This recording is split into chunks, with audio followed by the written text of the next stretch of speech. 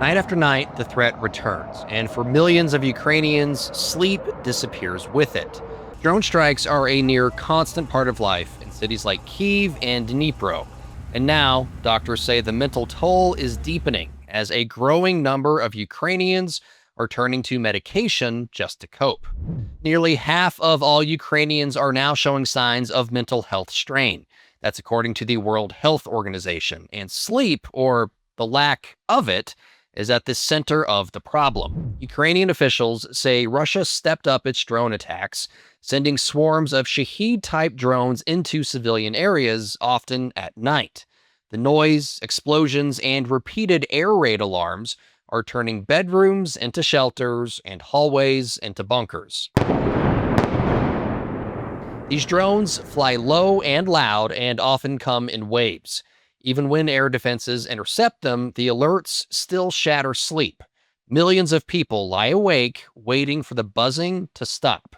Doctors say this nightly disruption is breaking sleep cycles and weakening immune systems. They're seeing more cases of insomnia, anxiety, and depression. Children are showing signs too: tremors, fatigue, and a kind of fear that doesn't go away.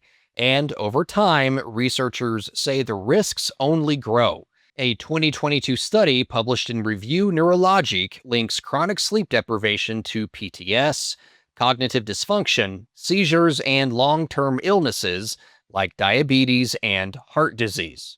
In 2024, antidepressant sales in Ukraine jumped 46%, according to one of the country's largest drug distributors.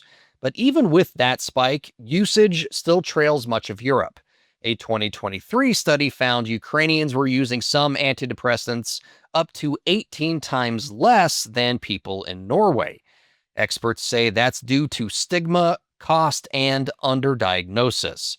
And for many, medical care isn't the first line of defense, adaptation is. Some families sleep in corridors or bathrooms, others keep tourniquets and medical kits by the door. One neurologist in Kyiv calls it survival when evacuation is not an option. But the fatigue is building. One Kyiv resident told United 24 Media she moved her bed into the hallway after a drone strike in her neighborhood killed a teenage girl. Doctors warn unless these patterns change, Ukraine could face a long wave of psychiatric and neurological illness, especially among children, veterans, and refugees.